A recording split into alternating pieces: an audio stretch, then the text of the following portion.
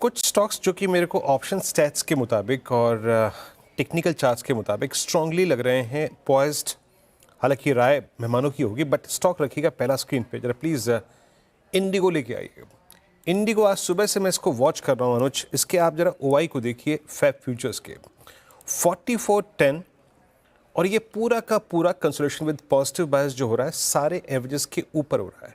43, 40, 50 के ऊपर ये टिका हुआ है जहाँ पे क्लस्टर ऑफ एवरेजेस हैं और सारे एवरेजेस के ऊपर ओआई 1% बिल्डअप हुआ है। जिस चीज़ के लिए प्रिपेयर लग रहा है अनुज, ये अप्रॉक्सीमेटली वो है 4500 का जोन जो 1 फरवरी का स्विंग हाई भी था। तो मेरे को इंटरग्लो एविएशन इसकी एक्टिविटी प्राइस पैटर्न बहुत स्ट्रॉन्ग लगते हुए मेहमानों से राय लेंगे भी इस पर। उसके बाद दूसरा स्टॉक है चंबल, जिसमें 10 जून से लेके अब तक के प्राइस पे एक फ्लैग था जिसका ब्रेकआउट आज, मतलब आज का प्राइस बिहेवियर जिसको उसके ब्रेकआउट एज तक ले आया है। इट्स 521, जो कि ऑलमोस्ट मल्टी मंथ यानी मेरे ख्याल से जून 2024 चली आ रही स्लोपिंग नॉर्मल चल का एक एज हाई है। Look at OI additions 4.5%, 4.5 lakh share जुड़े हैं, 6.25% का OI buildup. Interestingly strongly poised Anuj ये स्टॉक। और जहां तक बैंकिंग का सवाल है, since bank Nifty day high पर है, मैं कैनरा बैंक को रीड कर रहा था अनुज 96 डे हाई पर स्ट्रॉन्ग पुल बैक। इसका ओआई पैटर्न अच्छा है और एग्रेसिव है। कल पीएसयू बैंकिंग बास्केट में लॉन्ग एडिशन हुए थे और वो लॉन्ग एडिशन के बाद जो आज का मूव आ रहा है, तो फाइनली आज बड़े पैमाने की शॉर्ट कवरिंग नजर आ रही है। And look at OI shed 30 lakh share कम हुए अनुज यहाँ पे। तो interestingly strongly placed Canara bank. But Anuj एक चीज़ जो हमारे अगेंस्ट जा रही है अभी, और वो इनफैक्ट वो एक सेक्टर के लिए टेलविंड भी है, रुपया। अनुज ये हॉरर शो, ये किस बात का सिग्नल है इस वक्त? बहुत उम्दा सवाल पूछा है वीरू आपने। और मैं बताऊं आपको, मार्केट में बस मुझे आज अगर एक चीज़ खटक रही है तो वो यही खटक रही है, एक चीज़ यही खटक रही है। क्योंकि क्या जो कल एफआई की बाइंग थी वो सिर्फ एक वनडे अफेयर था, और क्या आज वापस एफआई सेल करने को लौटे? आई थिंक क्योंकि इस तरीके से करेंसी जो गिरी है, और आप एक मूव देखिए 82 के बाद से 82 तक रुपये काफ़ी स्टेबल था, 82 के बाद से जो रुपये गिरा है वो गिरता ही चला गया है। अब आप देखिए 87 हाफ पर आ गए हैं हम। बहुत लोगों का ये मानना था कि आरबीआई ने काफ़ी टाइम से रुपये को कंट्रोल करके रखा था। थोड़ा लंबा चार्ट रख दीजिए इसका।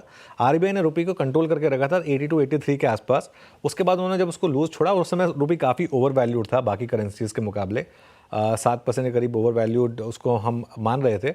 लेकिन एक बार जब उसको उन्होंने छोड़ा, उसके बाद फिर वो नहीं रुका। लेकिन क्या कारण है कि इस तरीके से हम गिर रहे हैं रुपये पर? अगर इतने स्ट्रॉन्ग हमारे बाकी सब फंडामेंटल्स हैं तो ये देखिए, बस वो जब वो एक बार उसमें 83, 84 का थ्रेशोल्ड था, उसके बाद से इसमें एक वन वे डिक्लाइन आई है। ओवर 12 मंथ पीरियड 5% का रुपये में डिप्रिसिएशन वैसे एक भारत जैसे इन्फ्लेशनरी देश में और डेवलपिंग कंट्री में आप मान के चलेंगे। देखिए हमारी ओवरऑल इन्फ्लेशन भी 4%, 5% है, तो रुपये भी उतना गिरा, थोड़ा ज़्यादा गिर गया इस बार, ये बात माननी होगी। लेकिन बस रिस्क यही रहेगा वीरू कि कहीं ये वापस एफआई सेलिंग तो नहीं लौटी, क्योंकि अगर ऐसा होगा तो वो थोड़ा सा मार्केट के लिए वापस एक सरदर्द क्रिएट करेगा। क्योंकि कल हमने देखा था काफ़ी हद तक एफआईएस की बाइंग थी। खैर एनीवे, ये तो बाद में पता चलेगा, शाम तक ही पता चलेगा। लेकिन आज का मूव जो है थोड़ा सा डराने वाला है। रुपये का जो मूव आया है, इस तरीके से जो आया है, ऑलमोस्ट ऐसा लग रहा है कोई मिड कैप स्टॉक है जिस तरीके से करेंसी में मूव आया है। और ऐसा भी नहीं कि ग्लोबली कोई डॉलर बहुत ज़्यादा स्ट्रॉन्ग हुआ हो। डॉलर तो रिट्रीट हुआ है 110 से, तो उस हिसाब में सिर्फ हमारी करेंसी का गिरना थोड़ा सा तो पिंच करता है। शेयर के पास चलते हैं आज के ट्रेंडिंग काउंटर्स और कार्यक्रम के क्रम के लिए। श्रेया जी सर, ट्रेंडिंग काउंटर्स लेंगे, लेकिन उससे पहले से मेरा सवाल है मिड कैप को लेकर। इसमें देखिए हमें तेज़ी देखने को मिल रही है पिछले 3 दिनों से। सर इस तेज़ी को कैसे देख रहे हैं? इन्वेस्टर्स के लिए क्या हिदायत, साथ ही ट्रेडर्स के लिए क्या हिदायत सर? देखिए श्रेया, मैं अपना व्यू रोज़ नहीं बदलता हूँ, तो मेरा व्यू वही रहेगा कि इस रैली में फंसे हुए स्टॉक्स में से निकलें। क्योंकि देखिए ये अभी भी एक व्यू भले ही हो कि मार्केट में तेज़ी है और आगे चलेगी, लेकिन पिछली बार का जो एक्सपीरियंस था ना कि ऐसी रैली में स्मॉल कैप जो एकदम से तेज़ भागा था, उसके बाद उससे ज़्यादा बुरी तरीके से गिरा, वो रिस्क रहेगा। तो इसके लिए मेरा ये मानना है कि इस रैली में ना थोड़ी अपनी पोजीशंस को लाइट करें। थोड़ा अपने पोर्टफोलियो में जो अगर आपने कुछ गलत स्टॉक लिए थे वो भी चल रहे हैं काफ़ी हद तक, उनमें अपने आप को थोड़ा रीवैल्यूएट करें। थोड़ा सा लार्ज कैप की सेफ्टी में आ जाएं, थोड़ा सा बड़े मिड कैप की सेफ्टी में आ जाएं और इस रैली को यूज़ करें। अपनी पोजीशंस को थोड़ा सा लाइट करने के लिए, स्पेशली अगर आप कमज़ोर शेयरों में फंसे हुए हैं तो उसमें से आप मुझे लग रहा है कि निकलने की कोशिश करें। और एक चीज़, उन्हीं शेयर्स को ना लें जो पिछली बार आपने लिए तो बहुत पैसा बना था, उसके बाद वो काफ़ी करेक्ट हो गए थे, क्योंकि वो एक रीज़न से करेक्ट हुए थे, स्पेशली ओवर वैल्यूड स्टॉक्स।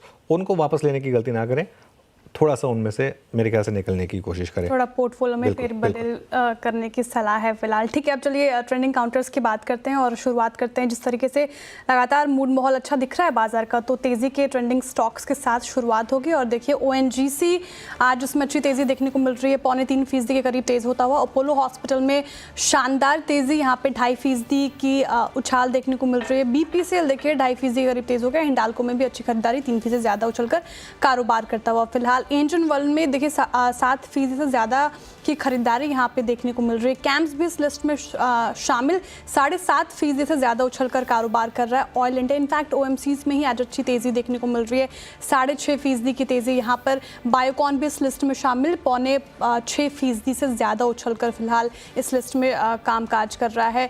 लेकिन कुछ ऐसे स्टॉक्स जहाँ पे रिजल्ट का असर देखने को मिला और गिरकर फिलहाल कारोबार करते हुए, टाइटन उसमें से 1.5% से ज़्यादा की गिरावट। एशियन पेंट्स, सारे ही ब्रोकरेजेस बेरिश हैं इस पे, 2.5% से ज़्यादा का डेंट पड़ा है स्टॉक पर। नेस्ले इंडिया देखिए ये भी गिरावट का शिकार हुआ, 2.5% से ज़्यादा टूटकर कारोबार कर रहा है। ITC भी देखिए यहाँ पे 1.5% से ज़्यादा की गिरावट। इनफैक्ट पूरा FMCG सेक्टर ही आज आपको गिरता हुआ दिखेगा, लगातार दूसरा दिन जब FMCG सेक्टर में गिरावट देखने को मिल रही है। फिनिक्स मिल्स देखिए यहाँ पे 4.25% से ज़्यादा की गिरावट। ट्यूब इन्वेस्टमेंट से भी नहीं हो पाया, 3% गिरकर फिलहाल कारोबार कर रहा है। गोदरेज प्रॉपर्टीज़ 3% से ज़्यादा लुढ़क गया। और यूनाइटेड बेवरेज में भी मुनाफा वसूली देखने को मिल रही है 2.5% से ज़्यादा। चलिए अब कार्यक्रम में आगे बढ़ते हैं और पैनल से मिलवाते हैं फंडामेंटल